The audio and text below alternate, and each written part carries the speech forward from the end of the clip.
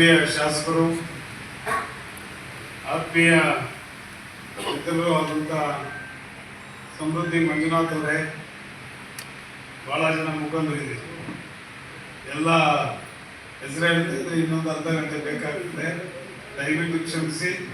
ಎಲ್ಲ ಆತ್ಮೀಯ ಮುಖಂಡರೇ, ಅಧ್ಯಕ್ಷರೇ ಹಾಗೂ ಕಾರ್ಯದರ್ಶಿ ಮಿತ್ರರೇ, ಪತ್ರಕರ್ತ ಮಿತ್ರರೇ, ಈಗಾಗಲೇ ಅನೇಕ ನಮ್ಮ ಮಿತ್ರರೆಲ್ಲರನ್ನು ಮಾತನಾಡಿದ್ದಾರೆ. ಈ ದಿನದ ಮುಖ್ಯ ವಿಚಾರ ಅಂತಂದರೆ ಏನು ಹಾಲು ಕರೆಯುವ ಯಂತ್ರಗಳನ್ನು ನಾವು ಈ ದಿನ ಫಲಾನುಭವಿಗಳಿಗೆ ವಿತರಿಸುವಂಥ ಒಂದು ಕಾರ್ಯಕ್ರಮವನ್ನು ಈ ದಿನ ಇಟ್ಕೊಂಡಿದ್ವಿ. ಈಗಾಗಲೇ ಬೆಳಗಿನಿಂದ ಕೂಡ 3 ಕಾರ್ಯಕ್ರಮಗಳಲ್ಲಿ, ಬಿಡುವಿಲ್ಲದ ಕಾರ್ಯಕ್ರಮಗಳಲ್ಲಿ ನಮ್ಮ ಶಾಸಕರು ಮತ್ತು ಎಲ್ಲ ಮುಖಂಡರು ಕೂಡ ಭಾಗವಹಿಸಿ ಬರ್ತಾ ಇದ್ದಾರೆ.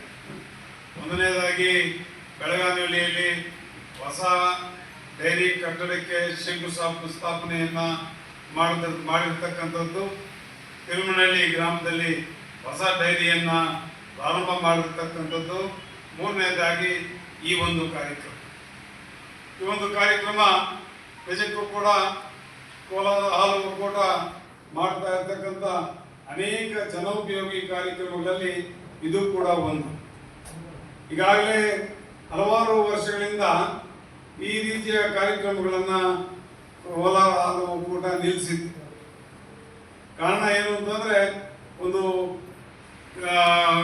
ಎಂ.ಬಿ. ಕೃಷ್ಣಪ್ಪನವರ ಹೆಸರಿನಲ್ಲಿ ಒಂದು ಆಟೋಮ್ಯಾಟಿಕ್ ಹಾಲನ್ನು ಶೇಖರಿಸುವಂಥ ಒಂದು ಕಟ್ಟಡವನ್ನು ಮತ್ತು ಯಂತ್ರಗಳನ್ನು ಖರೀದಿಸಿ ಹೊಸ ಡೈರಿಯನ್ನು ಪ್ರಾರಂಭ ಮಾಡಿದ ಕಾರಣದಿಂದ ಹಣದ ಕೊರತೆ ಇದ್ದಿದ್ದರಿಂದ ಈ ರೀತಿಯಾದಂಥ ಕಾರ್ಯಕ್ರಮಗಳನ್ನು ಕೆಲವು ದಿನಗಳ ಮಟ್ಟಿಗೆ ಸ್ಥಗಿತಗೊಳಿಸಿದ್ವಿ.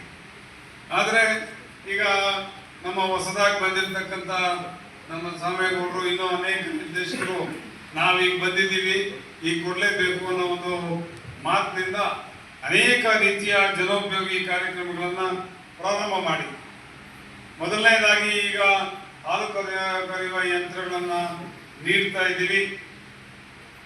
ನಂತರ ಮತ್ತೆ ಹುಲ್ಲನ್ನು ಕತ್ತರಿಸುವಂಥ ಯಂತ್ರಗಳನ್ನು ಕೂಡ ಹತ್ತಿರದಲ್ಲೇ ಕೊಡುವಂಥ ಒಂದು ಕಾರ್ಯಕ್ರಮ ಇದೆ. ಹಾಗೆಯೇ ತದನಂತರ ಮ್ಯಾಟ್ಗಳನ್ನು ನೀಡುವಂಥ ಒಂದು ಕಾರ್ಯಕ್ರಮ ಕೂಡ ಇದೆ.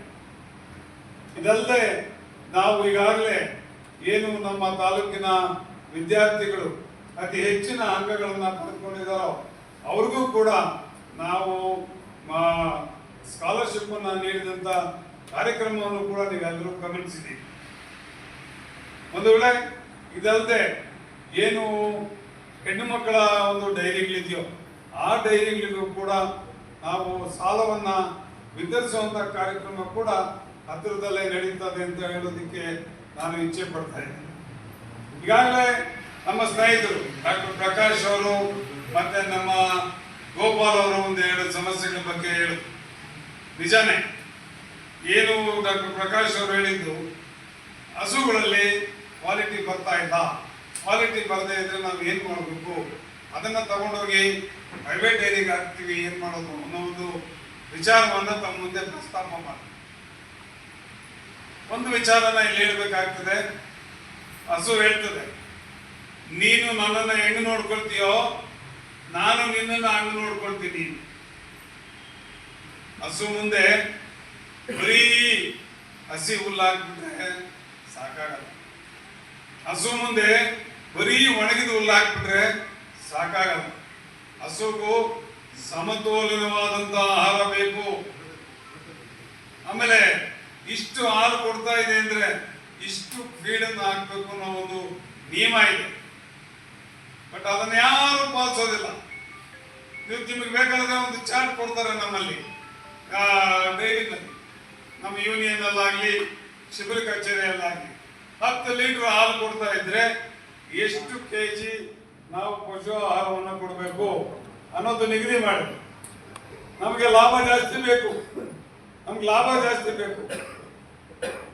ಆ ಒಂದು ನಿಟ್ಟಿನಲ್ಲಿ ನಾವು ಅದಕ್ಕೆ ಹಾಕೋದು ಕಡಿಮೆ ಮಾಡ್ತೀವಿ, ಇಲ್ಲೇ ನಾವು ದುಡ್ಡು ಮಾಡ್ತಕ್ಕಂಥ. ಆಮೇಲೆ ದಿನ ತೊಳಿಬೇಕು ಅಂತೀವಿ ಹಸುನ, ತೊಳೆಯಕ್ಕಾಗಲ್ಲ, ನೀರಿಲ್ಲ ನಿಜಾನೇ. ಆದ್ರೆ ಒದ್ದೆ ಮಾಡ್ಕೊಂಡಾದ್ರೂ ಅದನ್ನ ಒರೆಸ್ಬೇಕಾಗ್ತದೆ. ಬಿಸಿಲಿನಲ್ಲಿ ಬಿಟ್ಬಿಡ್ತೀವಿ ಮೇಯೋಕೆ. ಇದು CP ಕೌಸ್ ಮತ್ತೆ HF ಕೌಸ್ ಇದರಲ್ಲಿ ಬಹಳ ಡೆಲಿಕೇಟ್ ಆದಂತಹ ಹಸುಗಳು. ಇವುಗಳನ್ನ ನೀವು ಬಿಸಿಲಿನಲ್ಲಿ ಬಿಟ್ಬಿಟ್ಟು ಮೇಯ್ಕೊಂಡು ಬಾ ಅಂದ್ಬಿಟ್ರೆ ನಿಮಗೆ ಅದು ಕ್ವಾಲಿಟಿ ಕೊಡೋದಿಲ್ಲ. ನೀವು ಹಸುವನ್ನ ಅದರಲ್ಲಿ ನೀವು ಒಂದು ಬಟ್ಟೆಯನ್ನು ಒದ್ದೆ ಮಾಡಿಬಿಟ್ಟು ಅದನ್ನ ಒರೆಸಬೇಕಾಗ್ತದೆ. ಸ್ನಾನ ಮಾಡಿಸದೇ ಇದ್ರೆ ಹೋಗ್ಲಿ, ನಾವು ಪ್ರತಿದಿನ ಸ್ನಾನ ಹೋಗ್ಬೇಕು. ಆದ್ರೆ ಹಸು ಮಾತ್ರ 25 ತಿಂಗಳಾದ್ರೂ ಕೂಡ ಅದನ್ನೇನು ಮಾಡಂಗಿಲ್ಲ. ಯಾರು ತಪ್ಪಿದು? ಇದು ನಾವು ಹಸುವನ್ನ ಸಾಕೋ ವಿಧಾನದಲ್ಲೇ ತಪ್ಪಿದೆ. ನಾವು ಸಾಕೋ ವಿಧಾನದಲ್ಲಿ ತಪ್ಪಿದೆ. ಹಸುವನ್ನ ಎಷ್ಟು ಜೋಪಾನವಾಗಿ ನೋಡ್ಕೊಂಡ್ರೆ ಅಷ್ಟು ಜೋಪಾನವಾಗಿ ಅದು ನಮ್ಮನ್ನು ನೋಡ್ಕೊಳ್ಳುತ್ತೆ. ನಾವು ಅದನ್ನ ಏನೋ ಒಂದು ಕಟ್ಟಾಕೋದು, ಹುಲ್ಲು ಅದ್ರ ಮುಂದೆ ಹಾಕಿ